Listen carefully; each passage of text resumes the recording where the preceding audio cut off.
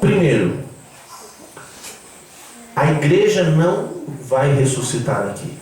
A igreja já está com Cristo. Tudo bem? Então, acompanhe o raciocínio comigo, porque isso é muito importante nós entendermos. No momento da história, Jesus Cristo vem e tira a igreja. Não vou entrar na discussão se ele tira antes da grande tribulação, no meio da grande tribulação ou no fim da grande tribulação. Mas em algum momento da história, Cristo tira a igreja. Enquanto Cristo tira a igreja, se nós formos pensar que Cristo vem e busca a igreja antes da grande tribulação, isso quer dizer que enquanto a igreja estiver passando pelo tribunal de Cristo e vivendo as bodas do Cordeiro, o mundo vai estar passando pelo período da grande tribulação ou pelo meio da grande tribulação. O fato é que, uma vez que a igreja foi tirada, nós temos agora os mortos, os ímpios que morreram para trás. Nós temos os que estão vivendo o período da grande tribulação. Depois nós vamos ter o reino milenar de Cristo, que Cristo vem, desce sobre o Monte das Oliveiras e entra em cena quando está havendo a guerra do Armagedon. Isso está registrado lá no livro de Apocalipse. Os exércitos são destruídos e Cristo estabelece o seu reino milenar. Ou seja, Cristo vai reinar na terra durante 1000 anos. Quando Cristo começa a reinar, Satanás é preso. E durante 1000 anos Cristo reina. Quando Cristo está reinando durante 1000 anos, então acompanhe o raciocínio comigo, vamos voltar. Cristo leva a igreja. Quando Cristo leva a igreja, os mortos que foram salvos também ressuscitam. Lembra que Paulo vai dizer que primeiro os mortos ressuscitarão e depois nós, os que estivermos vivos, encontraremos com Jesus nos ares. Então, todos os salvos até o arrebatamento da igreja já foram ressuscitados, estão com Cristo. Do período da grande tribulação até o julgamento do trono branco, nós vamos ter pessoas que há uma discussão se serão salvas ou não no período da grande tribulação. Nós vamos ter pessoas que serão salvas no reino milenar. E depois do reino milenar, se você pegar aí o capítulo, o capítulo 19, vai falar, ou o capítulo 20, se não me falha a memória, vai falar que o Satanás é solto, há regimentos, exércitos para pelejar contra Cristo. Não tem muita conversa aí, eles são derrotados, Satanás é lançado no lago de fogo e se estabelece o julgamento do trono branco. No julgamento do trono branco, então os mortos, grandes e pequenos, serão ressuscitados. O mar entregará os seus mortos, a morte e o além deram os mortos que nele havia e foram julgados. Então nós temos aqui, desde a criação do mundo até o julgamento do trono branco, todos irão ressuscitar, excetuando a igreja que já estará com Cristo. Todo mundo entendeu? Diga amém. Amém. Glória a Deus. Então, o que é que acontece aqui? Quando a gente vê no verso 12, onde será aberto o livro da vida, viu os mortos grandes e pequenos que estavam diante do trono e abriram-se os livros. Abriu-se o outro livro, que é o da vida. Os mortos foram julgados pelas coisas que estavam escritas nos livros, segundo as suas obras. Então os livros estavam registrando, ou têm registrado, a vida dos mortos, desde a criação do Éden até o julgamento do trono branco, excetuando a igreja. Todo mundo entendeu? Amém. Ok. Todos os que morreram sem Cristo serão ressuscitados. É o verso 12 e o verso 13. Grandes e pequenos que estavam diante do trono. E abriram-se os livros, o mar entregou. E aí você percebe, todos eles são ressuscitados e esses serão julgados. Todos eles. E a igreja estará presenciando este julgamento. Não será mais julgado, porque o julgamento foi no arrebatamento. O arrebatamento já é o sinal do juízo. Quem sobe está salvo, quem não sobe já ficou. já evidencia que pode ter oportunidade de ser salvo ou não, mas ao ficar já houve uma sentença. Agora, no julgamento do trono branco, já é diferente. A igreja não é mais julgada, ela já foi julgada, ela já participou das bodas, ela já está favorecida. Mas nós vamos ver um pequeno detalhe no verso 11: os salvos, mortos na grande tribulação e no reino milenar de Cristo, estarão ali. Olha o que diz Apocalipse, capítulo 20, verso 11: então vi um grande trono e o que estava sentado sobre ele, da presença dele, é o 11? Deixa eu ver se é o 11. Fugiram os céus, da presença dele, não é o 11 não, marquei errado aqui, deixa eu voltar no texto. Não, eu sei que ele está registrado o 11, verso 13: o mar entregou os mortos que nele havia, e a morte, o além, deram os mortos que nele havia. Foram julgados cada um segundo as obras. Quando nós vemos o verso 13, era o verso 13 que era para ser citado, você percebe que todos vão ressuscitar, exceto da igreja. Então nós teremos no meio os mortos salvos ou não da grande tribulação, os mortos salvos ou não do reino milenar de Cristo. O Apocalipse capítulo 6, verso 9, tem um texto interessante que ele vai dizer assim, quando ele abriu o quinto selo, vi debaixo do altar as almas dos que foram mortos por causa da palavra de Deus e por causa do testemunho que deram. Você percebe que é o quinto selo. O quinto selo já está inserido no período da grande tribulação. Então, são pessoas que não aceitaram o sinal, que permaneceram fiéis ao Senhor, mesmo sem a igreja estar presente e mesmo sem a ação do Espírito Santo. Eles vão perseverar até o fim. Quando nós pensamos no reino milenar de Cristo, olha só o que diz Isaías 65, verso 20: não haverá mais nela criança que viva poucos dias, nem velho que não cumpra os seus dias. Aquele que morrer com 100 anos será tido por jovem. O pecador que não conseguir alcançar 100 anos será considerado amaldiçoado. Isso está em Isaías 65 e 20. O profeta estava tendo um vislumbre do reino milenar de Cristo. Então, quando nós nos deparamos com o julgamento do trono branco, então haverá a ressurreição de todos aqueles que morreram desde Adão até aquele dia.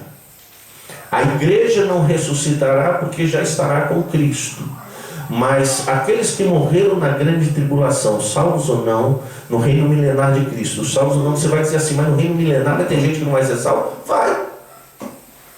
Porque o reino milenar de Cristo é para provar para o homem que mesmo com Cristo na terra reinando, o homem endurece a sua cerviz e não se submete. Tanto é, queridos, que a Bíblia vai dizer que Satanás é solto, arregimenta um exército para lutar contra o rei dos reis.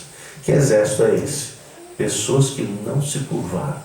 Porque até hoje nós encontramos gente que não se curva diante do Senhor, não se curva diante da palavra. Aí nós nos deparamos com humilhação tardia. Em Romanos capítulo 14, verso 11 e 12, está escrito: pela minha vida, diz o Senhor, todo joelho se dobrará diante de mim e toda língua confessará a Deus, de modo que cada um de nós dará conta de si mesmo a Deus. Ou seja, todos se dobrarão perante o Senhor. A igreja estará com Cristo, mas nesse dia todos vão se dobrar, todos vão se prostrar, todos vão ver que havia um Deus, que havia um Cristo que morreu na cruz, e eles se recusaram, e agora se prostram na esperança de serem salvos. Mas o texto vai dizer que cada um dará conta de si mesmo a Deus. Irmãos, essa palavra é muito importante. Sabe por que isso é importante? Porque você não poderá responsabilizar ninguém por não estar com Cristo. Ah, foi culpa do pastor, foi culpa da irmã, foi culpa do irmão, foi culpa de fulano, foi culpa de cicrano, eu não aguentei ficar na igreja. Não adianta, você dará conta a Deus. Essa é uma questão importante. Nós precisamos entender que nós temos que resolver o nosso lado da história com Deus e com o próximo. Com Deus eu preciso ficar bem com Deus. Não sei o que você precisa fazer para se consertar com Deus, mas se conserte, resolva. E quando você resolver, provavelmente Deus vai dizer para você assim: então, comigo você já resolveu, agora falta resolver com o outro. Ah, mas pastor, resolva o seu lado da história. Resolva. Perdoe. Perdoe. Pastor, mas ele não me pediu perdão. Perdoe. Libere perdão. Nós precisamos perdoar as pessoas, porque ninguém merece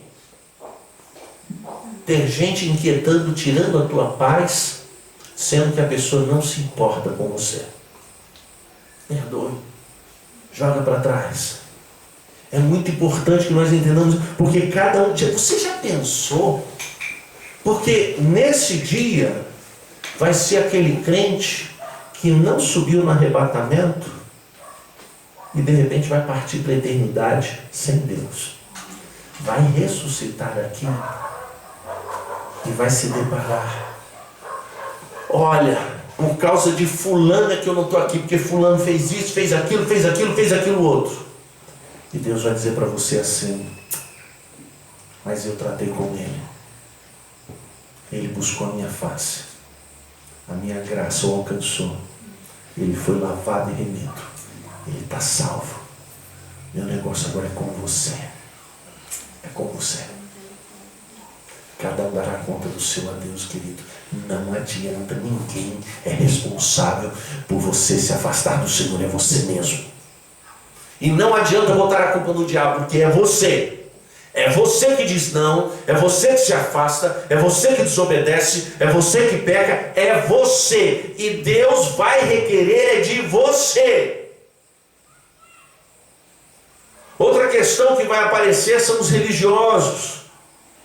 A tolice de acreditar que a salvação é pelas obras, pelos feitos eclesiásticos, né? Mateus 7,22 vai dizer: muitos me dirão naquele dia. Que dia é esse? O julgamento do trono branco. Muitos me dirão naquele dia: Senhor, Senhor, não profetizamos nós em teu nome, e em teu nome não expulsamos demônios, e em teu nome não fizemos muitos milagres. Mas eu ouvi uma frase hoje que eu até falei na escola dominical. Hoje não, eu ouvi essa semana. E foi do Hernandes Dias Lopes. Que ele disse assim: uma coisa é você ser usado, outra coisa é você ser aprovado. É por isso, irmãos, que eu carrego uma coisa no meu coração, no meu entendimento. Eu tenho um chamado. Quando eu me coloco diante deste púlpito para pregar a palavra, eu procuro pregar a palavra o mais fiel possível das Escrituras, porque eu me debruço sobre ela. Eu oro, eu clamo ao Senhor. E isso eu não estou falando para minha exaltação, eu estou dizendo que Deus requer isso de mim. E ai de mim se não fizer bem feito. Mas antes de ser pastor, eu quero ir para o céu.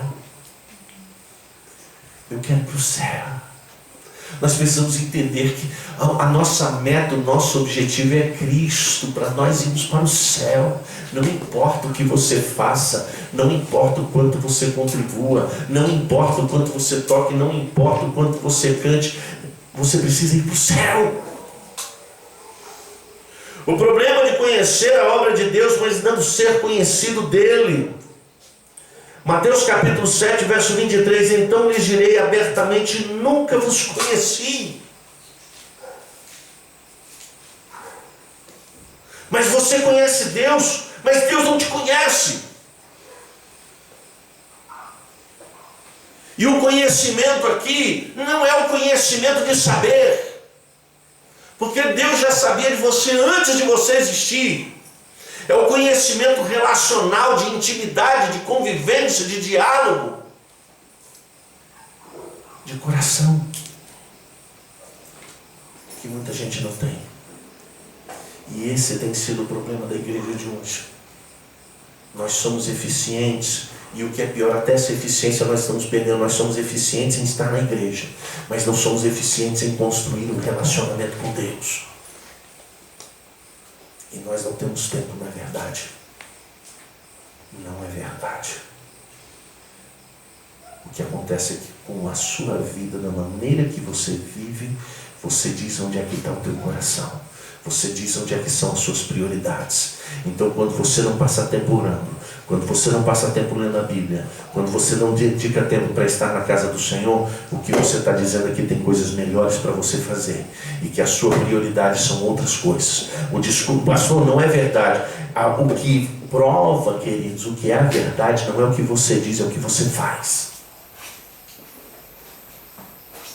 A triste realidade que será vivida, porque o que nós estamos falando aqui é no julgamento do trono branco, queridos. Apartai-vos de mim, vós que praticais a iniquidade. E pasmem, é os mesmos que disseram: profetizamos em teu nome, expulsamos demônios e fizemos milagres. A esses, o Senhor está dizendo assim: não vos conheço, apartai-vos de mim, vocês que praticam a iniquidade. Porque sabe qual é o problema, queridos? O que Deus chama de iniquidade é quando você vive próximo do Evangelho, você anda próximo do Evangelho, mas vive como se estivesse distante dele. Os teus pensamentos te levam para longe de Deus. As tuas emoções fazem você trair o Deus que você diz que serve. As suas atitudes são contraditórias aos valores de Deus. O seu comportamento não tem nada a ver com o propósito de Deus. A única coisa que evidencia que você parece ser de Deus é o que você faz para Ele. Mas eu lembro de Samuel dizendo para Saul: é melhor obedecer do que sacrificar. É melhor você ser obediente do que você oferecer o seu trabalho. É melhor você ser obediente do que você cantar, do que você pregar. Obedeça. Porque a obediência a Deus é aquilo que diferencia do que pratica iniquidade. Porque a obediência mostra que o servo procura, anda na direção, anda no caminho estreito. Ele é obediente ao Senhor. Ele entra em crise às vezes porque obedecer parece que não dá certo, não é verdade? Quando a gente obedece, parece que a nossa perspectiva é de que se eu obedecer, o mar vai se abrir. Se eu obedecer, a muralha vai cair. Se eu obedecer, o gigante vai ao chão. Se eu obedecer, Deus derrama das bênçãos dos céus. Mas na realidade é quando você obedece ao Senhor, o inferno se levanta contra você. Aí a muralha parece que não cai, porque a muralha não caiu quando você olhou para ela, nem quando você clamou. A muralha precisou de 7 dias, com o povo dando volta, uma vez por dia, outra vez por dia, 7 vezes por dia, durante 6 dias, ou melhor, uma vez por dia durante 6 dias, e no 7º dia teve que dar 7 voltas e teve que bradar para a muralha cair. E a gente acha que só obedecer vai dar tudo certo. O inferno se levanta, Satanás te afronta, o inimigo arma cilada, leva a gente diante de você para te machucar, para te magoar. E aí você diz assim: por que vale a pena obedecer? Ou a gente precisa lembrar que Malaquias vai dizer: olha, o povo de Israel está dizendo: de que adianta servir ao Senhor? Nós fizemos tanta coisa, nós somos obedientes, e olha só o que aconteceu. Deus vai dizer: eu vou levantar o memorial e eu vou fazer a diferença do justo, do que serve a Deus e do que não serve. A palavra de Deus diz isso. Há uma diferença aqui. Obediência não tem a ver com sucesso. Obediência não tem a ver com as coisas darem certo. Obediência é fidelidade ao Senhor, independentemente das circunstâncias. E esse é o problema que essa geração não entende. Nós queremos associar andar com Deus com tudo dando certo. Andar com Deus é o inferno se levantando contra você. E se você não entendeu isso, você não compreendeu o que é andar e servir ao Senhor. Os incrédulos e religiosos. Mateus capítulo 25, verso 31 ao 46. O Deus que vai separar o justo dos injustos. Quando o Filho do Homem vier em sua glória, e todos os santos anjos com ele, então se assentará no trono da sua glória, o trono branco. Todas as nações se reunirão diante dele, e ele apartará uns dos outros, como o pastor aparta dos bodes as ovelhas. E ele porá as ovelhas à sua direita e os bodes à sua esquerda. Em Malaquias capítulo 3, do verso 14 ao verso 18, aquilo que nós estávamos citando aqui. Vós dizeis: inútil é servir a Deus. O que nos aproveitou temos cuidado em guardar os seus preceitos e andar de luto diante do Senhor dos Exércitos. Mas agora nós reputamos por bem-aventurados os soberbos. Os que cometem impiedade certamente prosperam, e até os que tentam ao Senhor escapam. Então, aqueles que temiam o Senhor falaram uns aos outros, e o Senhor atentou e ouviu. Um memorial foi escrito diante dele para os que temiam o Senhor e para os que se lembravam do seu nome. Eles serão meus, diz o Senhor dos Exércitos, minha possessão particular naquele dia que preparei. Poupá-los-ei como um homem poupa seu filho que o serve. Então vereis outra vez a diferença entre o justo e o ímpio, entre o que serve a Deus e o que não serve. É preciso nós entendermos o que Deus está deixando claro para nós aqui. O pronunciamento de Jesus acerca do Evangelho com a máxima do amor em ação, como evidência de vida com Deus, é o que registra o verso 34 ao 40. Mas a dura verdade pronunciada para os descrentes e religiosos que não compreendem o Evangelho, nem o amor pronunciado por Cristo. O que diz o texto, queridos?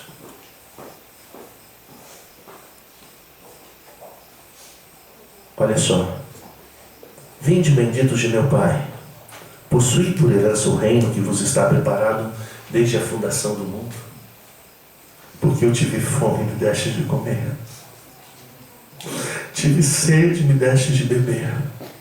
Eu era forasteiro e vocês me hospedaram.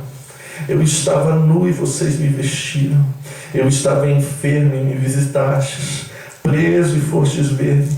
Então perguntarão justos: Senhor, quando te vimos com fome e te demos de comer, ou com sede e te demos de beber? E quando te vimos forasteiro, te hospedamos, ou nu e te vestimos? E quando te vimos enfermo ou preso e fomos ver-te? Ao que lhes responderá o rei: em verdade vos digo que quando fizestes a um destes meus pequeninos irmãos, a mim me fizestes.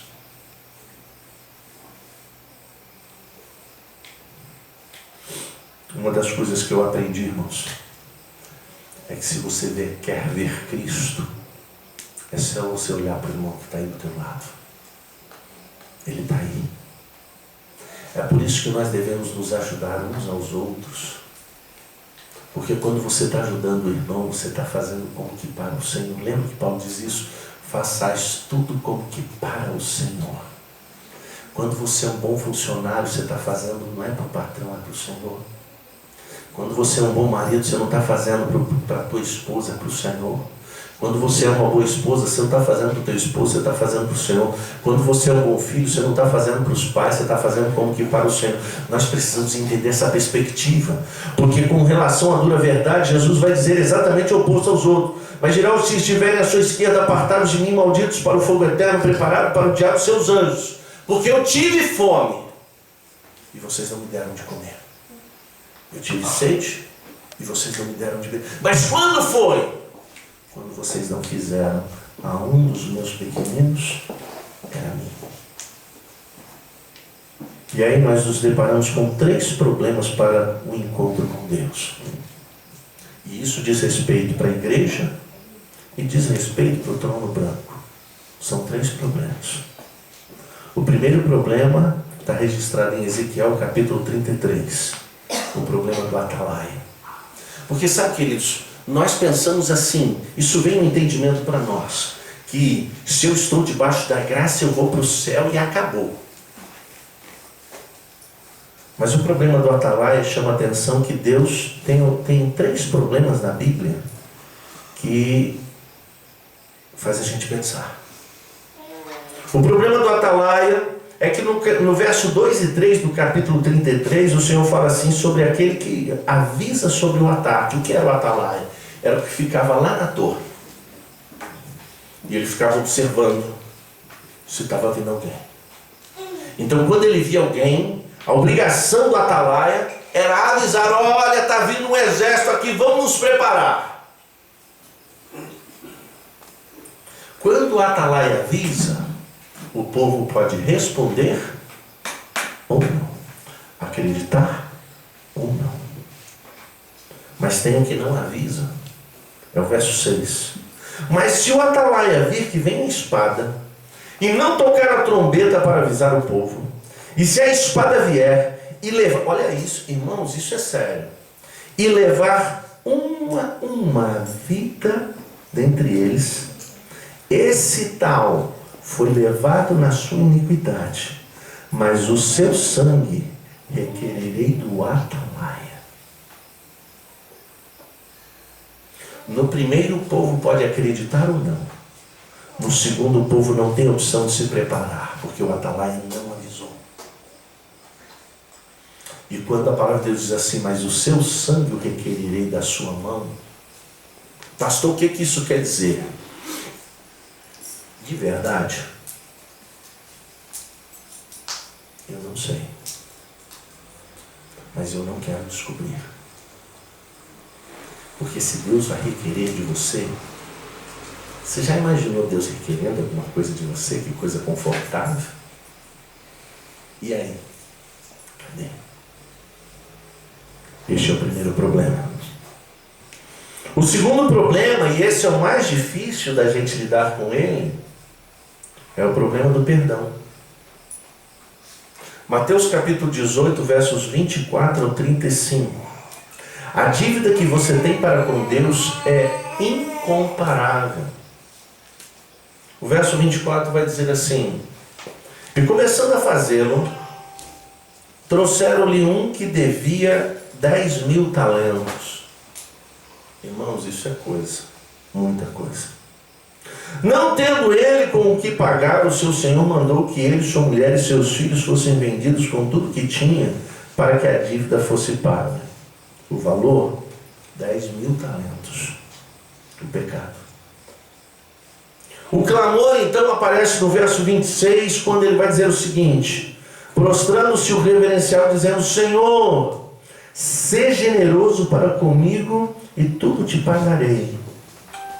O verso 27 fala da graça oferecida, porque então o senhor daquele servo, movido de íntima compaixão, mandou embora e perdoou-lhe a dívida. Olha que coisa graciosa, né? Foi o que Deus fez com a minha vida, foi o que Deus fez com a sua vida, porque todos nós tínhamos uma dívida impagável com Deus, e através de Jesus Cristo ela foi perdoada. Deus requer o perdão do homem para com o seu próximo, porque o verso 28 vai dizer: saindo porém aquele servo, encontrou um dos seus conservos que lhe devia 100 denários. Lançando mão dele, sufocava-o, dizendo: paga-me o que me deves. O valor, 100 denários, são os conflitos pessoais, as questúnculas, as pequenas ingresias e crises relacionais entre nós. Mas o clamor não é ouvido. Então o seu companheiro, prostrando aos seus pés, rogava-lhe: seja generoso para comigo e tudo te pagarei. É interessante, né? Como as coisas para nós têm um preço diferente, na verdade. As coisas que fazemos, ou as coisas que as pessoas fazem para nós, têm um preço totalmente diferente da realidade. Aí vem a denúncia, porque no verso 31 vai dizer o seguinte: vendo os seus conservos o que acontecia, entristeceram-se muito e foram relatar ao seu senhor tudo o que sucedera. Os seus conservos são os profetas, que denunciam: olha, estão fazendo errado. Aí vem o castigo no verso 32 ao 35. Perdoai-nos. A palavra de Deus fala tanto sobre o perdão, mas a gente não gosta de ouvir falar sobre isso porque é desconfortável. A gente fica inquieto, mexe daqui, mexe dali. Eu já ouvi gente dizer assim, você não sabe o que a pessoa fez. Querido, nós precisamos entregar isso para Deus. Pega isso, coloca diante do Senhor, ora pela pessoa e libera perdão. É difícil. Ninguém disse que é fácil. Aí nós temos dois personagens da Bíblia que nos dão um exemplo de como lidar com isso. Do primeiro a gente vai para Paulo, que Paulo vai dizer o seguinte: eu deixo as coisas que para trás ficam e prossigo para o alvo. Quando Paulo está dizendo isso, Paulo tem que resolver um problema pessoal dele, sabe o que é? E ele vai narrar isso em uma das suas cartas, que ele vai dizer o seguinte: eu sou o menor dos apóstolos porque persegui a igreja do Senhor. Quando Paulo está dizendo isso, Paulo está manifestando que ele tem uma dificuldade de se perdoar. Aí depois você vê Paulo dizendo assim: eu deixo as coisas que para trás ficam e prossigo para o alvo. Ele jogou tudo para trás e vai adiante. Aí a gente vai para Gênesis, a gente vê um personagem tendo que lidar com a situação de maneira diferente, que é José. José foi traído pelos seus irmãos. Antes dele ser traído, ele quase foi assassinado. Que jogaram ele num buraco e esperavam que ele morresse lá. Aí um deles chegou e falou o seguinte: não vamos deixar ele não, vamos vender, né? Tá vindo uma caravana aí, vamos vender. Aí você imagina um garoto de lá seus 14, 15 anos, vendo todos os seus irmãos maiores vendendo para uma caravana de escravos. E todos os seus sonhos desvanecendo e sem nenhuma esperança adiante. Que sentimento não ficou dentro dele? A traição. Porque, irmãos, existe uma coisa com relação ao perdão que a gente precisa aprender. E eu vou dizer para você o que é. Não é difícil você perdoar pessoas que são distantes de nós. Se alguém chega para você: fulano estava falando mal de você. Quem é fulano? Agora, se é alguém próximo a você, se é do teu sangue, aí é diferente. E José então vai para a sua jornada e passa-se aproximadamente 17 anos, irmão, é chão. É chão. Para você sair de um lugar sem esperança e chegar ao governador do Egito, foram 17 anos de altos e baixos. De repente, algo acontece na vida de José. Quando ele se torna governador do Egito, ele se casa com a filha do sacerdote. E ele tem 2 filhos, Manassés e Efraim. O que tem isso, pastor? Significado de Manassés: Deus me fez esquecer. E Deus só fez prosperar quando ele esqueceu. O perdão, queridos, é quando você joga no esquecimento. Pastor, mas eu esqueço. Não. Você vai ficar com uma eterna cicatriz. Mas cicatriz não machuca. Cicatriz não incomoda. É um sinal. O perdão é quando você encontra com a pessoa e não te causa mais inquietude. Você não precisa trazer a pessoa para a tua casa. Você não precisa andar de mão dada com ela. Você só precisa perdoar. Porque, queridos, tem gente que é melhor a gente não ter por perto. Porque você perdoa e se submete, daqui a pouquinho você está machucado de novo. Tem gente que só sabe ferir. O perdão não quer dizer que a gente vai ser incoerente e desinteligente. O perdão quer dizer que a gente vai perdoar, mas vai dar 2 passos para trás, porque você já viu como é que é a natureza da pessoa. E isso se chama prudência. Isso não é mágoa. Isso é simplesmente você evitar se machucar de novo. Porque ninguém quer abraçar um porco espinho, quer? Porco, ninguém. Tanto é que eu nunca vi ninguém ter um porco espinho de estimação. Alguém já viu? Né? Já pensou se alisando porco espinho? Que delícia! Oh, vem cá, vem no meu colinho. Não dá, irmão. Tem gente que não dá. E aí você vai olhar para a questão do castigo, né? Porque o verso 32 ao verso 35, e eu acabei não marcando aqui, e eu preciso ler esse texto. Alguém pode abrir aí para ler, por favor? Mateus capítulo 18, verso 32 ao 35.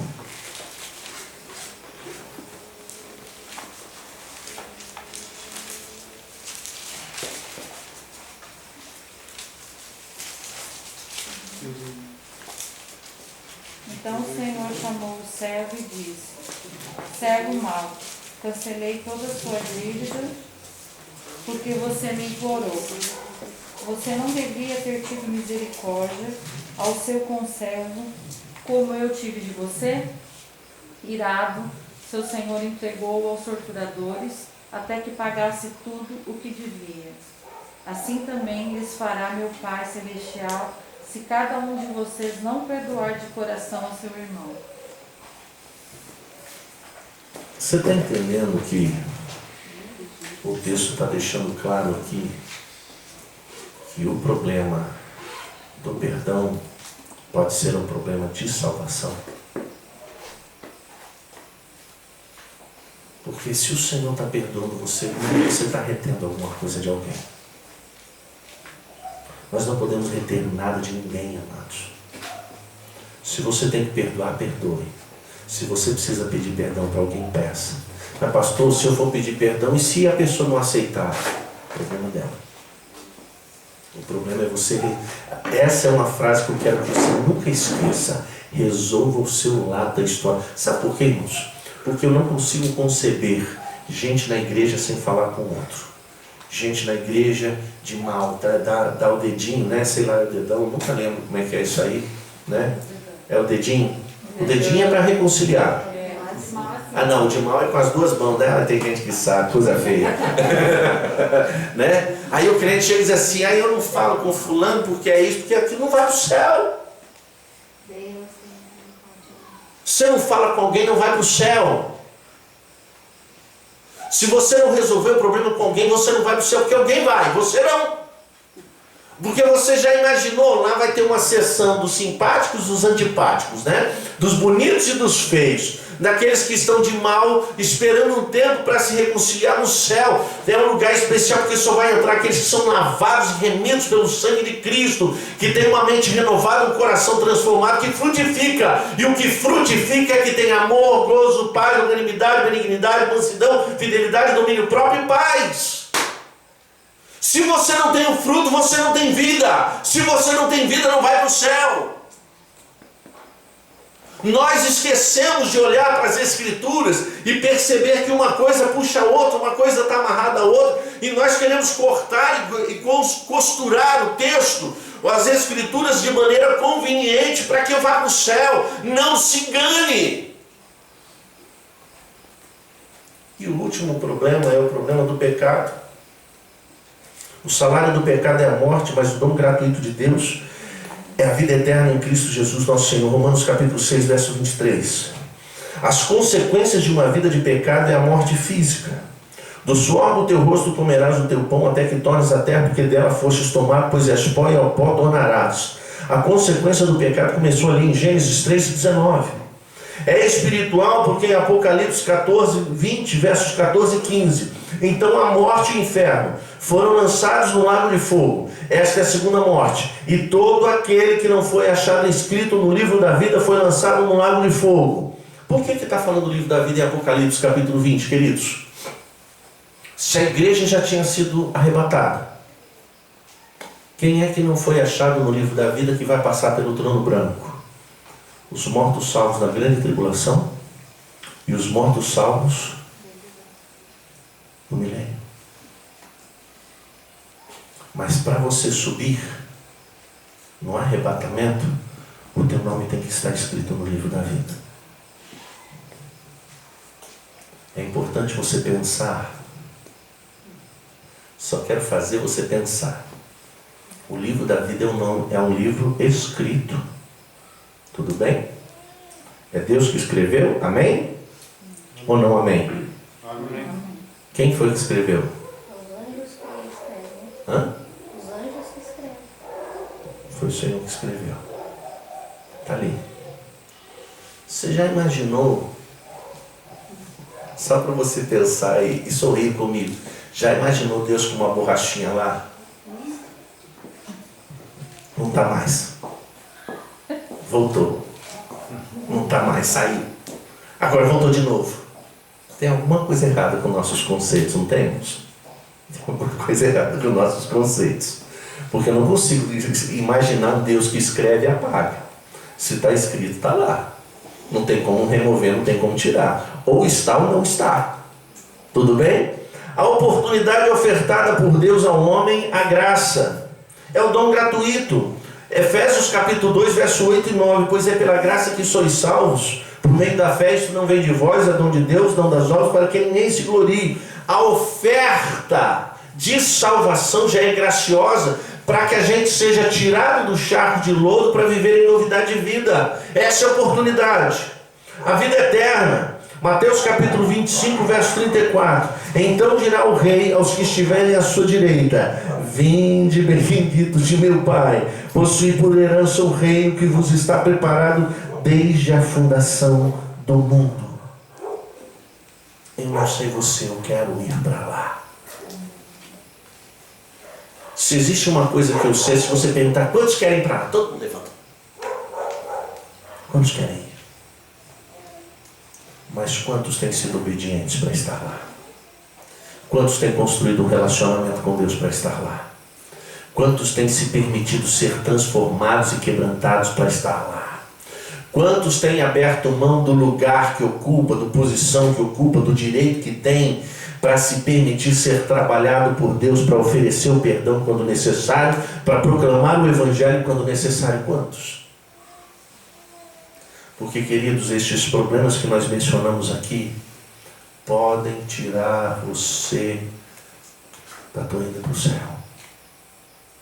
Pecado, falta de perdão e falta de proclamação do Evangelho.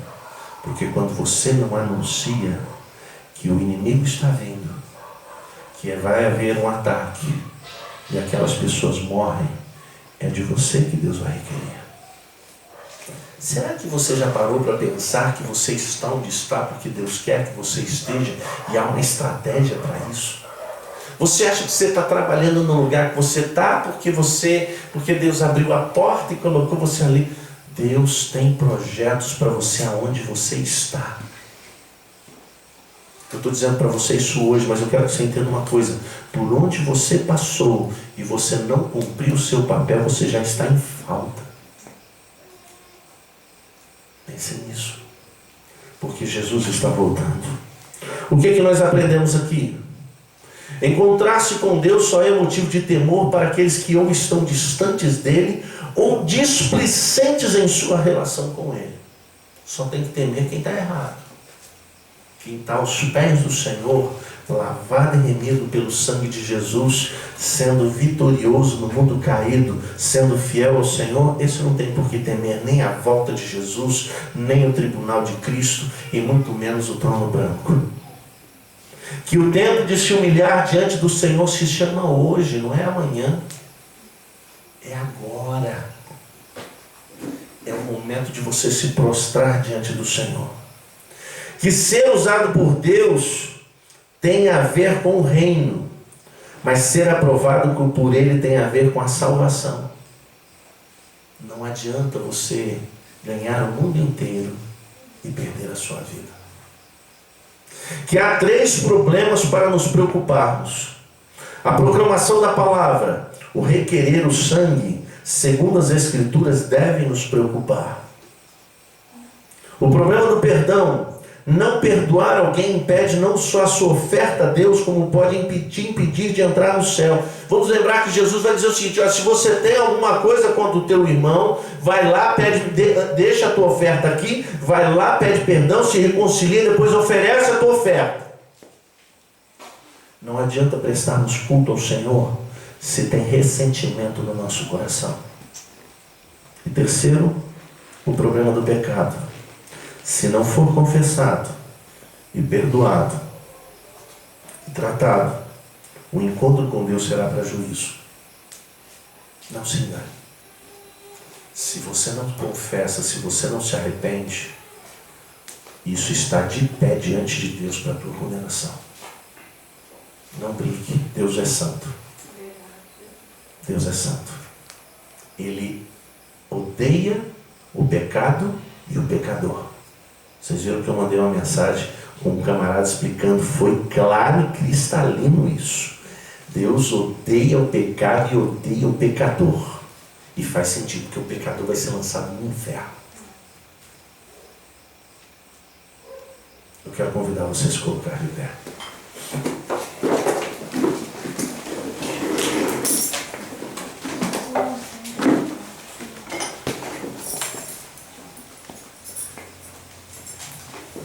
Uma das coisas gloriosas do Evangelho, queridos, é saber que Jesus Cristo morreu na cruz para termos vida e sermos salvos. Nós somos salvos da condenação, do juízo, de nós mesmos, do inferno. E nós precisamos abraçar essa salvação. Mas há posturas, há comportamentos que nós precisamos ter. E se tem alguma coisa pendente na sua vida hoje, enquanto nós estivermos orando, coloque isso diante do Senhor. Se você tem sido negligente, se desperte. Se tem alguém que você precisa perdoar, peça ao Senhor. Se você não consegue, peça de Deus. Ele vai mandar a capacidade, a força que você precisa para perdoar. Se você precisa pedir perdão a alguém, vai pedir perdão. Se tem alguém perto de você que você ainda não falou de Jesus, fale. Talvez os últimos dias de vida dessa pessoa, você está ali e você não está falando. E ela pode ir para o inferno por você ter silenciado a tua voz.